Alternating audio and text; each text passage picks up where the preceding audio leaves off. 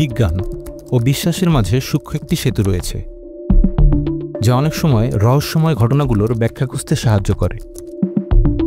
Begunkodar railway স্টেশনের গল্পটি সেই ধরনের একটি ঘটনা, যা একদিকে লোককাহিনীর অংশ হয়ে উঠেছে আর অন্যদিকে বিজ্ঞানের যুক্তি এই ধরনের ঘটনা মানতে নারাজ।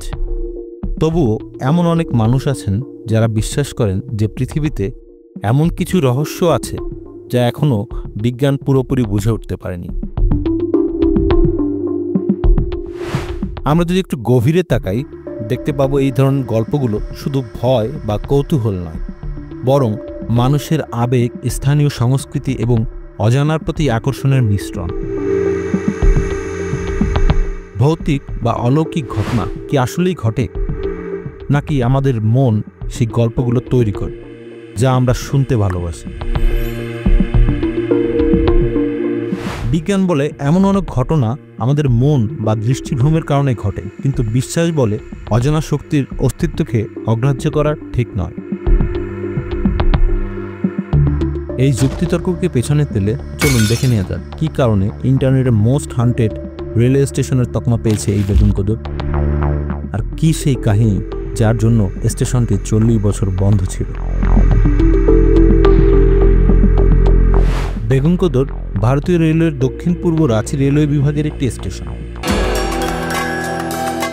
স্টেশনটি ভারতের পশ্চিমবঙ্গের পুরুলিয়া জেলার ঝালদা ও বেগুনকোদর শহরের মধ্যে রেল যোগাযোগ পরিচালনা করে।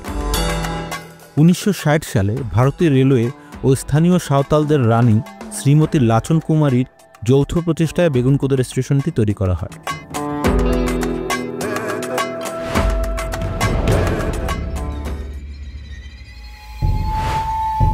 1967 সালের এক শীতের রাত, সেই রাতে এক স্টেশন মাস্টার তার নিজের দায়িত্ব পালন করছিলেন। স্টেশনটি বেশ নির্জন, ট্রেনের আওয়াজ ছাড়া কোনো শব্দ শোনা যায় না। তখনকার দিনে এখানকার জঙ্গলের কাছেই অনেক মানুষ ট্রেন ধরতে আসত। কিন্তু সেদিন রাতে একটি অদ্ভুত ঘটনা ঘটে। স্টেশন মাস্টার জানান, তিনি দূর থেকে একটি সাদা শাড়ি পরা মহিলাকে রেল লাইনের কাছে হাঁটতে দেখেন। প্রথমে তিনি ভাবেন হয়তো কোনো যাত্রী ভুল করে লাইনের কাছে চলে গেছে, কিন্তু কিছুক্ষণ পরে তিনি দেখেন মহিলাটি হাওয়ায় ভাসছে এবং তার শরীরের অংশ ধীরে ধীরে অদৃশ্য হয়ে যাচ্ছে। একদিনে এই ছবিটা আমূল বদলে যায়। শোনা যায় খুন হন স্টেশন মাস্টার এবং তার স্ত্রী। পরে তাদের দেহ উদ্ধার করা হয় স্টেশনের পাশে বড় এক কুয়া থেকে। কেন খুন করা হয়েছিল তাদের, কে বা কারা ছিল খুনের নৈপথ্যে, সেসব আজও জানা যায় না। এরপর থেকে একের পর এক অদ্ভুত ঘটনা ঘটতেই থাকে।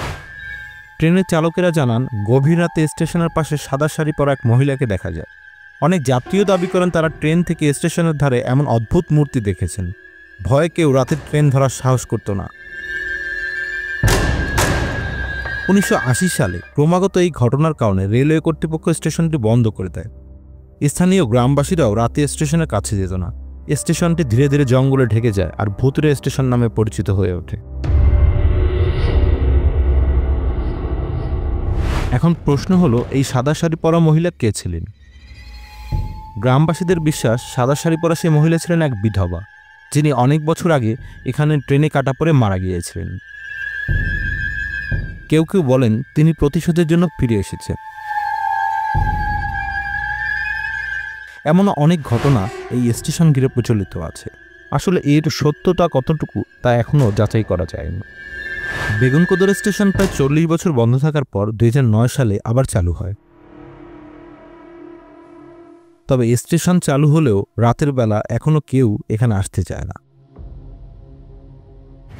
অনেকেই বলেন তারা রাতে স্টেশনের ধারে অদ্ভুত আওয়াজ ও আলো দেখতে পান। তবে এর কোনো বৈজ্ঞানিক ব্যাখ্যা আজ পর্যন্ত মেলেনি। এটি কেবল একটি ভৌতিক গল্প নয়, বরং একটি ঘটনা যা সত্যি বহু বছর ধরে গ্রামবাসীর মনে ভয় ছড়িয়েছে।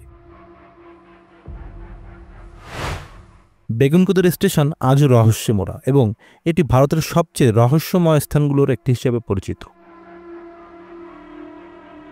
1990 সালের শেষের দিকে বেগুনকোদর গ্রামবাসীর একটি কমিটি গঠন করে স্টেশনটি পুনরায় চালু করার অনুরোধ জানায়। 2007 সালে স্থানীয় গ্রামবাসীরা তৎকালীন রেলমন্ত্রী শ্রীমতী মমতা বন্দ্যোপাধ্যায় ও সিপিআইএম নেতা বাসুদেব আচার্যকে চিঠি লেখে বাসুদেব আচার্যের বাড়ি ছিল পুরুলিয়ায় এবং তিনি সেই সময়ের রেলওয়ে পার্লামেন্টারি স্ট্যান্ডিং কমিটির সদস্য ছিলেন। ৪২ বছর পর ২০০৯ সালের আগস্ট মাসে প্রাক্তন রেলমন্ত্রী মমতা বন্দ্যোপাধ্যায় একটি যাত্রীবাহী ট্রেনের হল্ট স্টেশন হিসেবে স্টেশনটি শেষ পর্যন্ত চালু করেন। এই স্টেশনে 10টি যাত্রীবাহী ট্রেন থামলেও এখনও যাত্রীরা সূর্যাস্তের পরে স্টেশনটিতে আসে না। বহু গোস্ট হান্টাররা বারবার স্টেশনটিতে এসেছেন এবং তারা প্রত্যেকবার বলেছেন যে এই স্টেশনে ভূতের উপস্থিতি নেই। কিন্তু গ্রামবাসীদের বিশ্বাস এখনও এখানে অশুভ শক্তির উপস্থিতি রয়েছে, আর এভাবেই যুগের পর যুগ এই বেগুনগোদর রহস্য মানুষের মনে ভয় ছড়িয়ে আসছে।